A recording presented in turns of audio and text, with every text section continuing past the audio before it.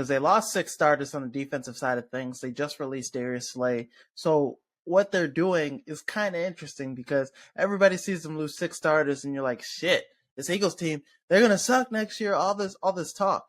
But Howie Roseman is one of the best GMs in the league. You see the moves he made last year, got him to the Super Bowl. They still have A.J. Brown with Jalen Hurts. They still have one of the best offensive lines in the league. Resigned Jason Kelsey. And, letting Darius Slay go is, a tough move as an Eagles fan. But re-signing James Bradbury, Nakobe Dean will be the starting linebacker next year. Jordan Davis will have a bigger role. You resign Fletcher Cox as well.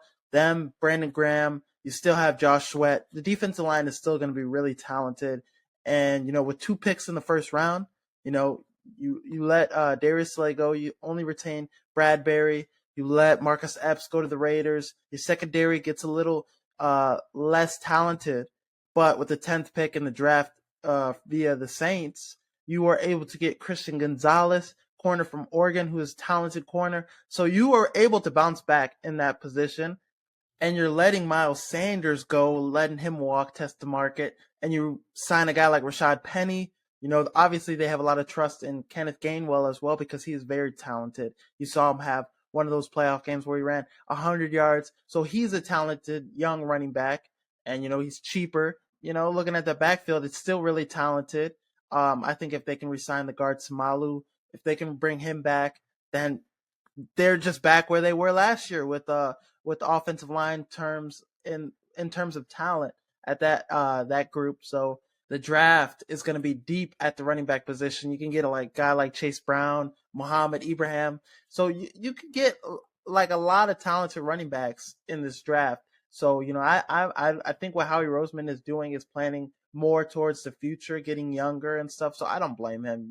Darius Slay could have got a lot of money. But instead, he re-signed a younger corner in James Bradbury, who's 29 right now, will be 30 possibly towards the season.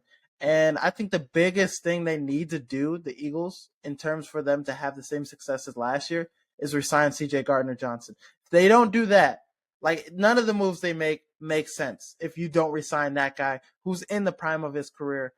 He was one of your best defensive players last year, young. So, that's one of the moves you need to make, Howie Roseman. 4 moves and linebacker position. I didn't expect us to come out and swing in like this.